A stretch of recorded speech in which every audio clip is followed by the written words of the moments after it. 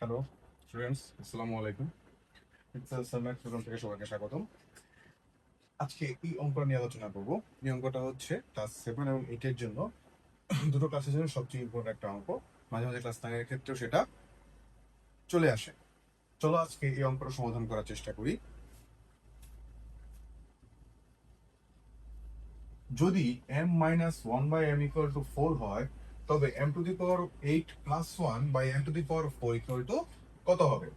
তাহলে দেওয়া আছে m minus 1 by m equal to 4, বা উভয় পক্ষে আমরা হোল স্কোয়ার করে দিচ্ছি। উভয় পক্ষে হোল স্কোয়ার করে দিলে তুমি এখানে লিখতে পারো বর্গ করে। তাহলে আমরা যদি এখন m কে a ধরি, মনে মনে m ইকুয়াল টু a এবং 1 by m equal to b, তাহলে n ইকুয়াল টু a এবং 1 by m equal to b আমি মনে মনে ধরে নিলাম। এতে করে কি সুবিধা হচ্ছে? এতে করে কি সুবিধা হবে, তাহলে আমরা বলতে পারবো a a minus b whole square, a minus b whole square.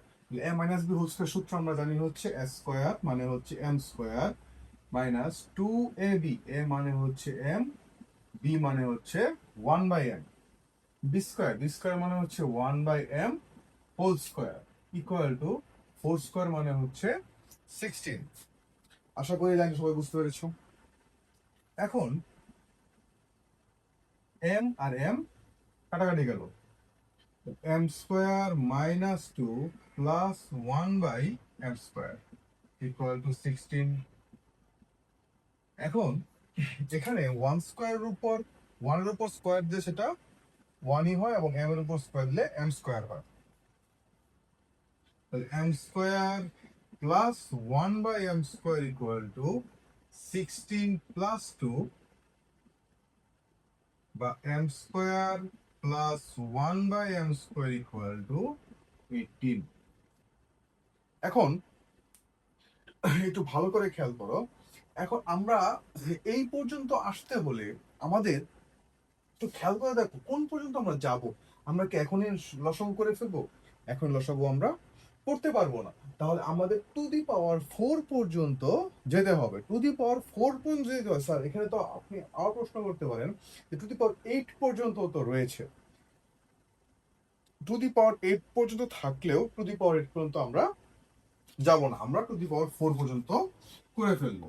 তাহলে আবার হোল স্কোয়ার করি, তাহলে m square plus 1 by m square whole square equal to 18 square.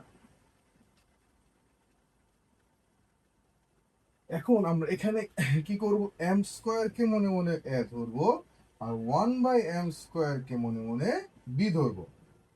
তাহলে কি দাঁড়াচ্ছে, আগের মতো করি যদি আমরা এই লাইনটার মতো করে আমরা ফেলা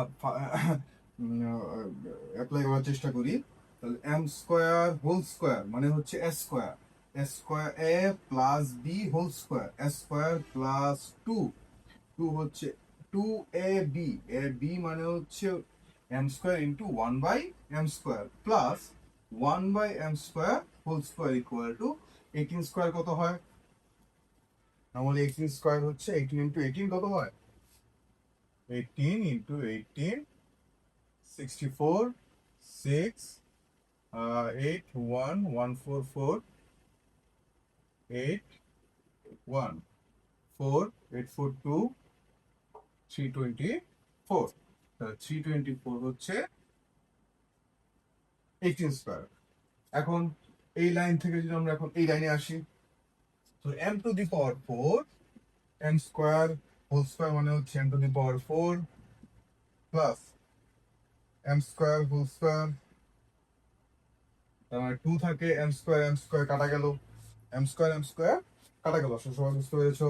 এরপরে হচ্ছে 1 স্কোয়ারের উপর সেটা 1ই থাকে এবং m স্কোয়ারের উপর হোল স্কোয়ার সেটা m টু দি পাওয়ার 4 হয়ে যায়। তাহলে m to the power 4 equal to 324। তাহলে m to the power 4 plus 1 by m to the power 4 equal to 324 minus 2। সুতরাং m to the power 4 plus 1 by m to the power 4 equal to 322। এখন এই line থেকে যখন আমরা এই লাইনে আসব তখন এই ধরনের অঙ্কগুলো এই তোমরা এখানে যে একটু আটকে যাও, যে বইয়ে এই পর্যন্ত কিন্তু দেওয়া আছে, বইয়ে এই পর্যন্ত অঙ্কগুলো মোটামুটি ভাবে দেওয়া আছে, তোমরা এই পর্যন্ত তোমরা অ্যাপ্লাই করতে পারো অথবা মান নির্ণয় করতে পারো। কিন্তু এরপরে যে যখন এরকম হয়ে যায় তখনই অঙ্কগুলোতে আবার সমস্যার সৃষ্টি হয়। তাহলে এখান থেকে আমরা এই লাইনটা কিভাবে পাবো? সুতরাং আমরা একটা কাজ করি, আমরা এই যে মানে এটা নিচে মনে মনে ওয়ান আছে, লসাগু করে ফেলি m টু দি পাওয়ার 4। তাহলে m টু দি পাওয়ার 4 হলে তাহলে m to the power 4 into m to the power 4, তাহলে m to the power 8 plus আর নিচেটা মনে মনে 1 থাকলো 322। তার মানে হচ্ছে আমার মান নির্ণয় চলে আসলো m to the power 8 plus 1 by m to the power 4 equal to 322। এটা হচ্ছে আনসার। এই ধরনের অঙ্কগুলো কিন্তু অনেক সময় অনেক বেশি ইম্পর্টেন্ট। এই ছাড়াও কিন্তু এখান থেকে আরেকটা নিয়মে অঙ্ক আসতে পারে। কিরকম হতে পারে? m to the power 8 plus 1 equal to 322 m to the power 4, অথবা এখানে আরেকটা রকম আসতে পারে m to the power 8 minus 322 m to the power 4 plus 1 equal to 0। এই ধরনের প্রমাণও কিন্তু এটা এখান থেকে আসতে পারে অথবা এখান থেকে আসতে পারে। এই জন্যই বিভিন্নভাবে প্রমাণ করা যায় বলে অঙ্কটা এত বেশি ইম্পর্টেন্ট। আশা করি সবাই অঙ্কটা ভালো মতো বুঝতে পেরেছো। এই ধরনের অঙ্ক পাওয়ার জন্য অবশ্যই ইফতেখার স্যার ম্যাথ প্রোগ্রামে অবশ্যই চ্যানেলটি সাবস্ক্রাইব করবে এবং ফেসবুকে আমাদের যে পেজ আছে সেম নামে সেই পেজটিও ফলো দিয়ে রাখবে। ধন্যবাদ সবাইকে। আসসালামু আলাইকুম।